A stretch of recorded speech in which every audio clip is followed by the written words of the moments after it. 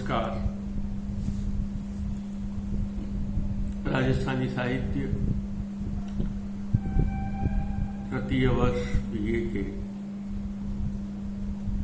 राजस्थानी साहित्य के प्रथम प्रश्न पत्र में गौरा बादल चरित चौपाई, जिसके रचनाकार आचार्य हेमरतन हैं, जो जैन संत रहे हैं। हम इस ग्रंथ का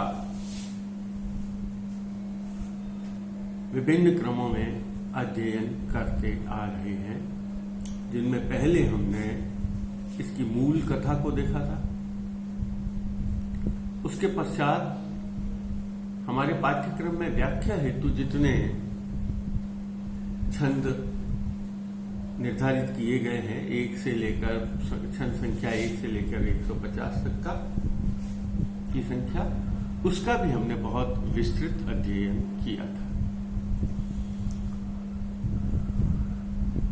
उसके पश्चात अब हमने इसके मूल कथा के जो प्रमुख अंश हैं, उन अंशों का अध्ययन कर रहे हैं, क्योंकि हमारे जो प्रश्न पत्र में जो प्रश्न आएंगे, वह प्रश्न जो हैं वो मूल कथा पर आधारित होंगे। तो जो अंश मुख्य रूप से हमारी कथा के अध्ययन के क्रम के लिए आवश्यक है, उनका मैं उल्लेख कर रहा हूं। पिछले विभाग में पिछले वीडियो में भी हमने वही देखा था, उसके आगे हम जा रहे हैं। जो हमारा जब प्रसंग था, उस प्रसंग में ये था, संक्षेप में, बिल्कुल संक्षेप में आपको कथा बता देता हूं कि मूल कथा जहां मंगलाचरण, राजा रतन चित्तौड़, राजा रतन सेन के वर्णन, प्रभावती के वर्णन, उनके संवाद के वर्णन, राजा रतन सेन का चित्तौड़ त्याग, मार्ग में कठिनाइयों के बावजूद भी सिंघल द्वीप पहुंचना, सिंघल द्वीप में विवाह करना, रानी पद्मिनी को विवाह करके चित्तौड़ लेकर आना, चित्तौड़ में आनंद पूर्वक अपना जीवन व्यतीत करना, और उसके पश्चात राघव चेतन व्यास का प्रसंग उपस्थित होता है, जहां राघव चेतन व्यास जब राजा रतन सेन अपनी रानी के साथ अपने कक्ष में होते हैं, उस समय वह वहां उपस्थित हो जाता है। राघव चेतन व्यास राजा रतन सेन के क्रोध का पात्र बन जाता है, क्योंकि वह उनके निजी कक्ष में पहुंच जाता है। राघव चेतन व्यास इस बात को समझ लेता है कि राजा मुझ पर क्रोधित है, भले मेरे को बहुत मान सम्मान है राज्य में, लेकिन इस घटना पर राजा मुझ पर क्रोधित है, और जब राजा क्रोधित हो जाता है, वहां नहीं रहना चाहिए, और इस विचार के साथ वह चित्तौड़ का त्याग कर देता है, और चलते चलते वह दिल्ली पहुंच जाता है। दिल्ली में अपने ज्ञान के बल पर प्रतिष्ठा प्राप्त करता है। उस समय दिल्ली में अलाउद्दीन खिलजी का राज्य होता है।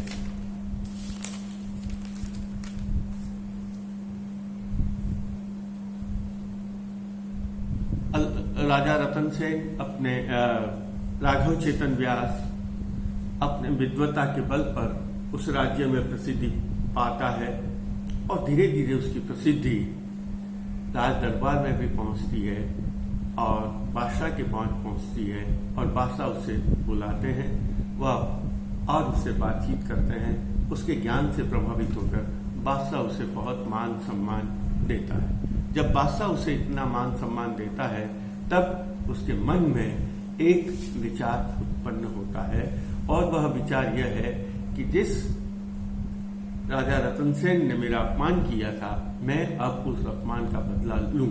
और उस अपमान का कारण था रानी पद्मावती, रानी पद्मिनी। मैं उस रानी पद्मिनी को अब राघव चेतन से अलग कैसे कर सकता हूं, वह इसी षड्यंत्र में विचार में लग जाता है। और कवि ने यहाँ कहा, जैसे ही वह ये उसके मन में यह विचार आता है, समझ लीजिए वह अपने स्वामी भक्ति का त्याग कर देता है। राघव चेतन जब इस षड्यंत्र में लगता है तो उस षड्यंत्र में वह अपने साथ एक भाट जो उसे प्रिय होता है और भाट को बहुत लालच देकर अपने पक्ष में कर लेता है।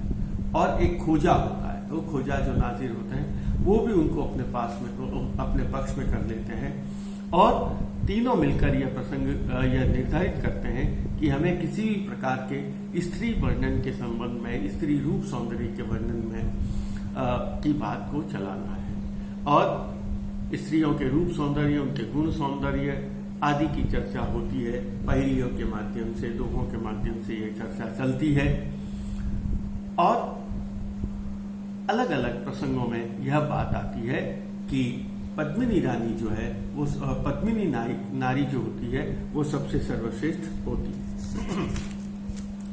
इस संबंध में राघव चेतन व्यास पद्मिनी के लक्षणों का बहुत विस्तार से वर्णन करता है। उसके पश्चात 4 प्रकार की स्त्री बताई है पद्मिनी।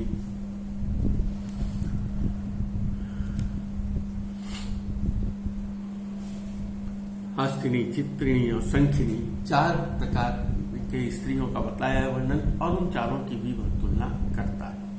वह कुल मिलाकर वह यह करना चाहता है कि अलाउद्दीन खिलजी के मन में पद्मिनी के प्रति प्रेम जागृत करना चाहता है या उसका वो भाव जागृत करना चाहता है कि वह पद्मिनी की चाह में उद्धत हो जाए और वह अपने इस प्रयोग में सफल भी हो जाता है। अलाउद्दीन खिलजी राघव चेतन को कहता है, तुम मेरे हरम की जांच करो, हरम में देखो कि कौन सी स्त्री पद्मिनी है। पहले तो वह इसके लिए आनाकानी करता है कि मैं आपके हरम को कैसे नहीं रख सकता हूं। तब उसकी व्यवस्था की जाती है, मणियों का महल बनाया जाता है और उन मणियों के महल में प्रतिबिंब के माध्यम से राघव चेतन सभी स्त्रियों को देखता है और राघव चेतन यह निष्कर्ष निकालता है कि आपके हरम में, आपके अंतःपुर में कोई भी पद्मिनी नहीं है। पहले तो वह कहता होगा अवश्य हिंदू है, इतनी जो है तुर्क महिलाएं हैं, उनमें अवश्य ही पद्मिनी होगी, लेकिन उनको निरख करके, क्योंकि उसका तो एकमात्र उद्देश्य था कि वह केवल बात करना चाहता था पद्मिनी के संबंध में। और पद्मिनी तब बादशाह के मन में यह आती है कि मेरे हरम में 360 रानियां हैं, बेगमें हैं, लेकिन उसमें एक भी पद्मिनी ही नहीं है। तो मेरे पास यदि पद्मिनी नहीं है तो पद्मिनी मेरे पास तो होनी चाहिए। और वह उससे कहा, और वह भी उसके मन में इतना भाव भर देता है पद्मिनी के प्रति कि अब बादशाह भी यही कहता है, मैं पद्मिनी के बिना प्रेम विलास नहीं करूंगा, भोग विलास नहीं करूंगा, सेज में नहीं सोऊंगा। और वह इस तरह से के बात करता है। बादशाह को पद्मिनी के अलावा कुछ भी सूझता नहीं है।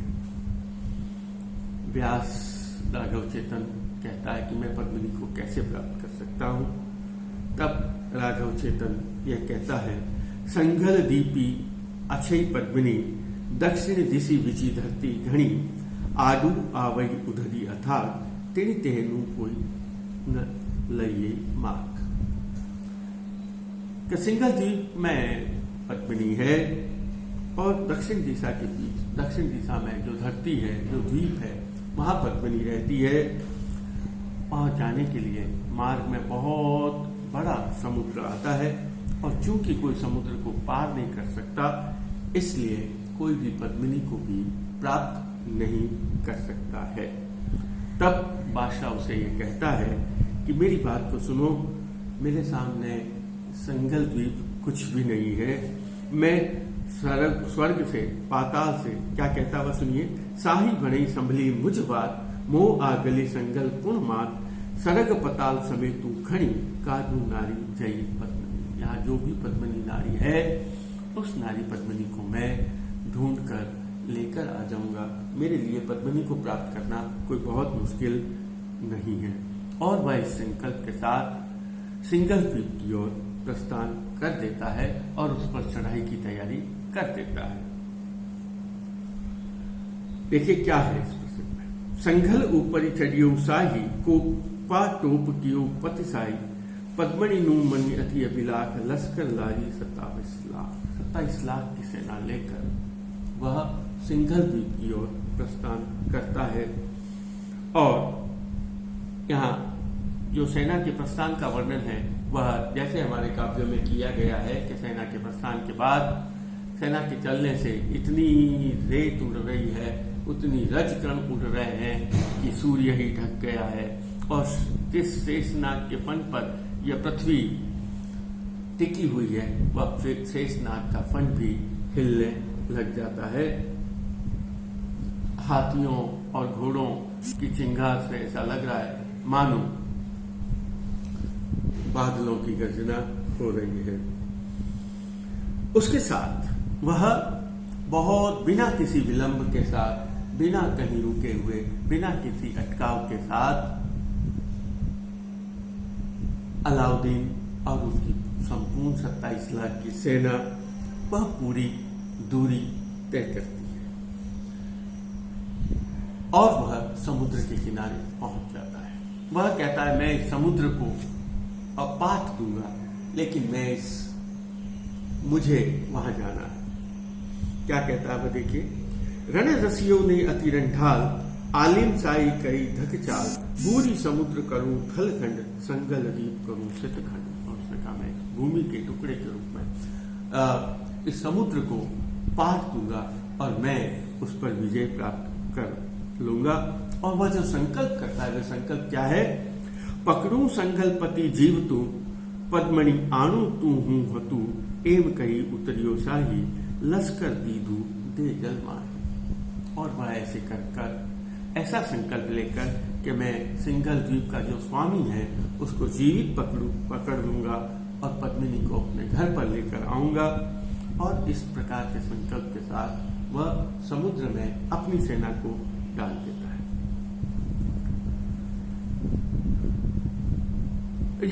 जब आदेश दिया जाता है सेना को समुद्र में प्रवेश करो, तब एम हुक्म आलिम नु हु लश्कर बूढ़ी माए हु, और वह सेनाएं उसके समुद्र में प्रवेश करने लगी और वह प्रवेश के साथ ही सेना का क्षय भी होने लगा। नई नई नावों का बनाया गया और बहुत ही योद्धाओं को इस समुद्र से जूझने के लिए तैयार किया गया। अलग अलग लाख सैनिकों का समूह बनाया गया और कोई भी पीछे नहीं रहना चाह रहा था, सभी आगे आने जा रहे थे और सभी उस नाव में तैयार हो रहे थे। और युद्धवीर जो थे वो उन नावों में सवार होकर पानी में जा रहे। इधर जो था समुद्र वह भी उन्हें काफी डरा रहा था। समुद्र में तूफान आ जाता है, भंवर आ जाती है, लिखा है इसमें आगल कहर भमई भमरियो जानी की संगल सूर समझो। ऐसा लगा कि सिंघल द्वीप ने के जो स्वामी हैं उसने देवताओं का स्मरण किया और उसकी सहायता के लिए वो देवता आ गए और समुद्र में तूफान आ गया। अलाउद्दीन की सेना जिन नावों में सवार हुई थी वे सभी नावें टूट गई। लोग चिल्लाने लगे और फरियाद करने लगे बादशाह के पास कि यह बहुत मुश्किल यात्रा है, बहुत ही दुर्दांत यात्रा है, समुद्र पर विजय प्राप्त नहीं पा सकते हैं। बहुत बड़े बड़े सैनिक, बड़ी बड़ी सेनाओं का बहुत बड़ा हिस्सा समुद्र की भेंट चढ़ जाता है, लेकिन समुद्र को जीतना बहुत मुश्किल है। ऐसा लग रहा है मानो पद्मनि नारी पड़ू पाताली आलमी तुम छंडू आली। और वो ये कहना चाहते हैं जैसे पाताल में से पद्मनि को लाना बहुत मुश्किल होता है, ठीक उसी प्रकार यहाँ भी इसको पद्मनि को लेकर आना बहुत मुश्किल है। लेकिन बादशाह यह संकल्प लेता है, वरस सहज इक रहस्यू यहाँ बिन पद्मनि क्यों जाऊं यहाँ। कि मैं जिस संकल्प के साथ मैंने अपना राज्य दिल्ली छोड़कर यहाँ आया हूँ, मैं पद्मिनी को लिए बिना मैं वहाँ वापस नहीं जाऊंगा। और अलग अलग सैनिकों को फिर वह वापस सेना को बुलाता है और वह वापस सैनिकों को इकट्ठा करता है और उन्हें समुद्र में प्रवेश करता है। सैनिक डरते हैं कि हमें सुबट सऊ संकाना ये पोकड़ दरिया माए, हमें यह व्यर्थ ही हमारे जीवन को नष्ट कर रहा है। यह बादशाह जो है अपनी छोटी सी लालसा के पीछे इस सेना के जीवन से संघर्ष कर रहा है और सेनाओं को मौत के मुंह में डाल रहा है।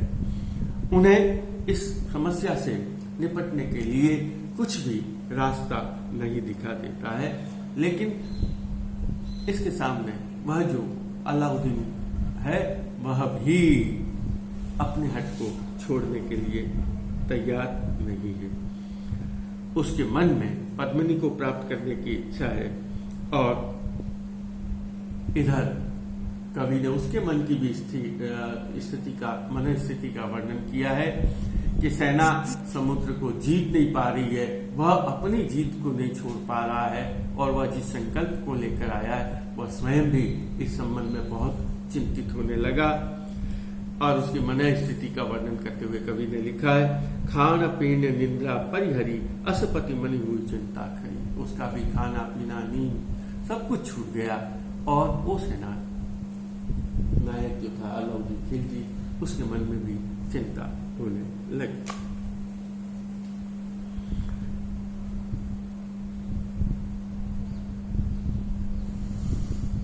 और वह भी यही संकल्प लेता है कि अब मैं स्वयं इस सेना के लिए नहीं, मैं स्वयं अब इस समुद्र पर विजय प्राप्त करता हूं। और वह सेना के प्रस्थान करता है।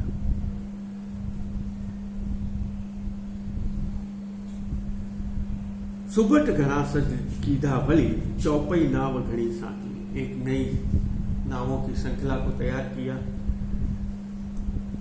इन्हीं परी आलम उभी कयो लाख तुरी जाई और 1 लाख सेना की नई तैयार की। संघल भेले जे उबराऊं विवणु तेने करूं पसाऊं मही जई जे माजी हने त्रिगुण पसाऊं करंती। और इस प्रकार वह, चूंकि उसके मन में अब सेना भी मना करने लगा कि हम यहां नहीं जाएंगे, तब वह अपने सैनिकों को बहुत लालच दिखाता है और उनको मनाने लगता है। क्यों? क्योंकि उसके मन में पद्मिनी के प्रति बहुत लालसा है और इस प्रकार वह एक 9 लाख सैनिकों की एक नई सेना को तैयार करता है। सज्ज किया सुबटा 9 लाख सुबट सौ मनी शंका करे आलम थी वली अधिकांतर। और उन्हें उन जो 9 लाख सैनिकों को तैयार किया गया है, वो 9 लाख सैनिक जो है उन्हें समुद्र का तो भय लग ही रहा है, लेकिन समुद्र से भी ज्यादा जो भय लग रहा है वो आलम शाह का, अलाउद्दीन खिलजी का जो भय है वो उन्हें समुद्र से भी ज्यादा उनके सामने वह उपस्थित हो जाता जो पहले बात आई थी, वाघ आने तो तड़ी न्याई लश्करी आनी पहुंचो पाई तिनी परी मरमू सही सुबह सो आ गया। कि जैसे तो हमें तो मरना ही है और वे कि अब हमारे लिए मरने के अलावा या तो हम समुद्र में मरे या तो हम बादशाह के कोप से मरे। उन्हें लगा कि अब हमें इस मृत्यु के अलावा अब हमारा कोई भी रास्ता दिखाई नहीं देता। तभी एक घटना परिवर्तित होती। कुछ सैनिक यह विचार करते हैं कि यह जो सारी समस्या का जड़ है, ये समस्या जिसने सिंघल द्वीप का मार्ग बताया है, वह सिंघल द्वीप का मार्ग बताने वाला जो व्यक्ति है वह राघव चेतन व्यास है। तो वे लोग चुपचाप राघव चेतन के पास जाते हैं और यह कहते हैं कि आप ही अब कोई उपाय कीजिए। आपने ऐसा किया है, बादशाह को सिंघल द्वीप जाने के लिए प्रेरित किया है और ये सेना का इतना बड़ा नुकसान हो रहा है, सैनिक मर रहे हैं, अब आप कोई उपाय कीजिए। यहाँ आया हिव तई कोई हुसी उपाय गिण थी आलिम नजी निज घड़ी जाए व्यास कही निसुणु विनती सोई सबुट क्या। हाँ, अब आप ही कोई ऐसा उपाय बताओ, और वो उपाय क्या है कि जिससे आलम शाह वापस अपने राज्य में लौट जाए और ये पद्मिनी को प्राप्त करने की, सिंघल द्वीप में जाने की जो जिद है, उस जिद को वह छोड़ दे। अब वो व्यास कहता है हमें इस संबंध में एक राय होना पड़ेगा, एक मत होंगे तभी हम इस समस्या से हल पा सकते। अब राघव चेतन व्यास एक नई नीति, एक नई कार्य योजना को तैयार करता है।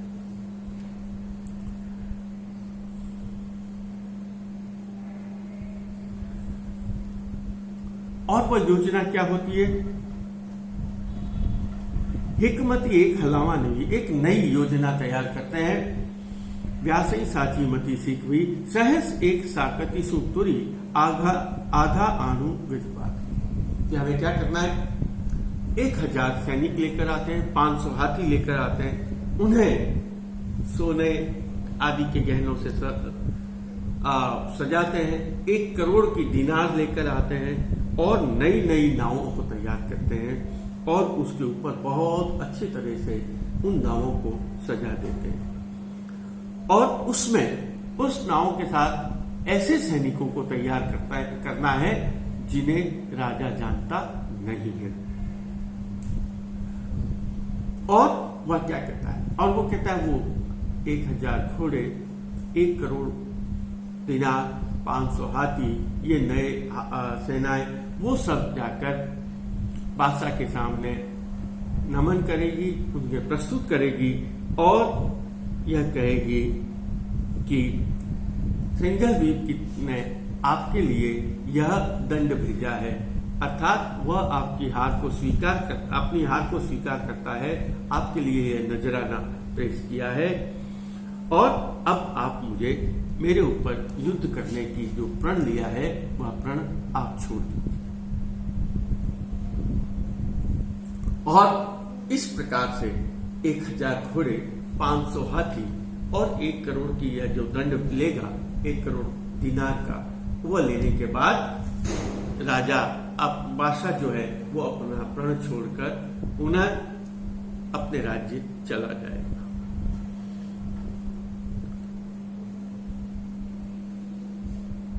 अब इन जो लोग होते हैं, सेना के जो लोग हैं, सेनापति आदि हैं, उन्हें इसके अतिरिक्त और कोई भी चारा दिखाई नहीं देता और वो क्या करते हैं? देखिए, अवर उपाय इन दी से ही कोई, उन्हें और कोई उपाय नहीं दिखता है। हरकित सुबत हुआ सब हो। और इस कार्य योजना को सुनकर सभी बहुत हर्षित होते हैं। रातों रात किया पर पंच छाना मिलिया सगला संच। और जितनी सामग्री उसने बताई थी वो सभी सामग्री को तैयार किया जाता है।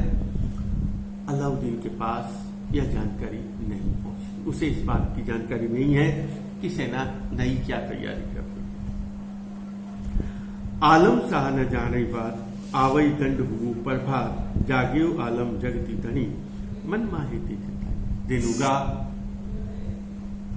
आलम शाह अलाउद्दीन खिलजी जागा और उसके सामने ये सभी वस्तुएं प्रस्तुत की गई।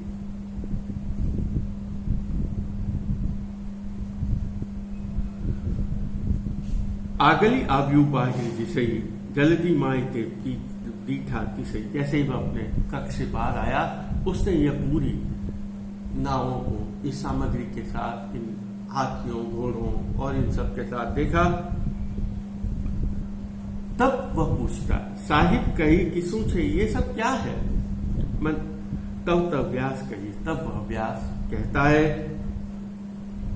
स्वामी सकही तु संघल तणी परिघल आवी पहरामणी झलकई तोरण चूनी चंग ऊपरी कंचन अवस। और वह ये कहता है कि सिंघल द्वीप की तरफ से आपके लिए पहरावनी आई, आपके लिए ये करोड़ पसाव आया है। फरहर नेजा धज फरहरी उदरी माई आवी पर ही आलिम बनी हुई और देखी प्रवन पान। इतनी सारी विशाल नावों को, हाथियों को, घोड़ों को देखकर राजा बहुत प्रसन्न आया। ते पिण आव्या बाहरी, और जो भी सामग्री वो अपने साथ जो राघव चेतन व्यास ने बताई थी, वो संपूर्ण सामग्री को वो लेकर आए और उसने बादशाह के सामने रखा। असी नाकी नहीं आव्या गई, बादशाह ने जायज लागा पाई और बादशाह की चरण स्पर्श किया। दंड डोर है हाथी गणा सेवक आव्या संकल्पना, ये जितनी भी जो दंड है वह सिंगल द्वीप की तरफ से आया। ये हाथी है, ये घोड़े हैं, ये सैनिक है, ये 1 करोड़ की राशि है। और वह कहा है कि सिंगल द्वीप का जो स्वामी है वह ये कह रहा है कि आप बहुत बड़े बादशाह हैं, सिंगल पति तुम पगनी थे। सिंगल द्वीप का स्वामी तो आपके पांव की धूल के बराबर है, तेरी महिमानी मेरी है। और उसने आपके लिए ये संपूर्ण सामग्री भेजी है, यह आपके हाथों में मिले और कृपया इनको स्वीकार करके मेरे मान की रक्षा करिए। आप बहुत बड़े भगवान के बराबर हैं और मैं आपसे निवेदन करता हूं, अब आप मेरे ऊपर क्रोध मत कीजिए। इस प्रकार के जब विनय पूर्वक वचन वो उन सैनिकों से सुनता है, जिसे कि राघव चेतन व्यास ने समझाया, अलाउद्दीन बहुत प्रसन्न हो जाता है। इस प्रकार का मान सम्मान और इस दंड को पाकर पहिरा गया सगला प्रधान मोटा नी पर दीदुमान संगलपति यूं जो मेले होते सुल्तान जी। और वह बड़े बड़े सेनापति हैं, जो वस्त्र आभूषण आते हैं वो अपने सेनापतियों को पहनाता है। मान मुहत्सु मेलियाते संगलपति सुन, और उसने कहा कि आज से यह जो सिंगल द्वीप का स्वामी है वह मेरा मित्र है। और वह उस सामग्री को लेकर सभी सेना में बांट देता है। कूच कियो पशुपति तत्काल आव्यो दिल्ली पूरी तत्काल, और पूरी सेना के साथ अलाउद्दीन खिलजी उन्हें अपने राज्य में लौट आता है। थोड़ी थोड़ी गुडी उछली, गोखी गोखी बहु नारी मिली, और सभी सेनाओं के साथ उनका स्वागत किया जाता है। अब जब वह अपने महल में, अपने राज्य में पहुंचता है,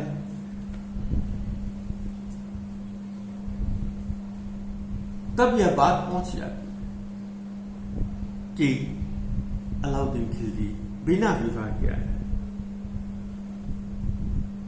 और अलग अलग तरह की बातें भी हुई। बादशाह अब जो ये वचन लेकर गया था, जब प्रण लेकर गया था, वह पूरा नहीं हुआ, इसलिए उसके स्वभाव में भी थोड़ा कमी आ गई थी। वह भी थोड़ा जो क्रोध था वो भी कम हो गया था।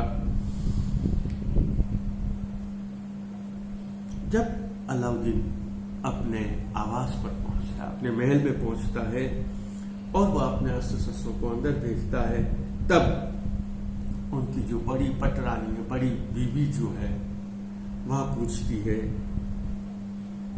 बादशाह से, क्या पूछती है देखिए, पातशाह परणी पद्मनी ते दिखलाऊं अब हम भणी, जात्र करा जो वा दीदार नजरी निहालो हम एक बार। आप किस पद्मनी से विवाह करके आए हैं, हमें उसके दीदार कराइए, हमें उसे दिखाइए। जात्र करा जो वा, हम जाकर उसका दीदार करना चाहते हैं, उसका दर्शन करना चाहते हैं, उसको देखना चाहते हैं, और हम उसे अपनी नजरों से एक बार निजेरे निहाल, हम एक बार ऐसी कौन सी रानी पद्मिनी है जिसे हम अपनी आंखों से देखना चाहते हैं। और साथ में यह भी कहा, जसु घरी पद्मनी नहीं हुई चारी सगलु सुन तो, जिसके घर में पद्मनी नहीं होती है उसका पूरा संसार सूना ही रहता है। और तेह तणी सुल्तानी किसी जेसु पद्मनी नहीं रही किसी। और उसने कहा ऐसा कौन सा बादशाह है जब जो कि पद्मिनी के बिना नहीं रह सकता है। पासाई ही पद्मिनी पके ठालू आयु हुई घड़ी रखी। इतना सब कुछ होने के बाद भी, इतनी घटना के बाद ये स्पष्ट है कि बादशाह बिना पद्मिनी के आया है। बिलबी बिलखू क्यू खवास आवी पहुतु आलमी पास बास सहू विशेषी कही अस्पति रीस या मई गई आलम मंड्यू अधिक उब्यास तत्क्षण तेरी बलि दिया।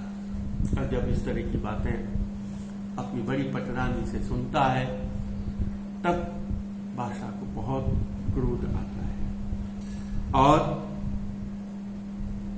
वह राघव चेतन को तुरंत बुलाता है और वह अलाउद्दीन खिलजी जो दिल्ली का बादशाह है एक बार पुनः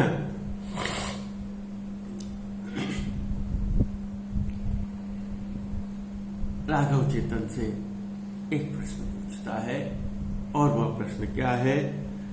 संघल दीपी पखे पद्मनी वले की यहाँ छै मुझ वले की यहाँ छै कही मुझ भरी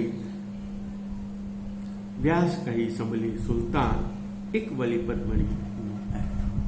और वह ये कहता है कि अब सिंघल द्वीप की पद्मनी के अलावा मुझे और कहाँ पद्मनी मिल सकती है, वह स्थान बताओ। और तब राघव चेतन ये कहता है कि हाँ सुल्तान, हे बादशाह सुनिए, एक स्थान और है जहां पद्मिनी मिल सकती है। आज इतना ही, बाकी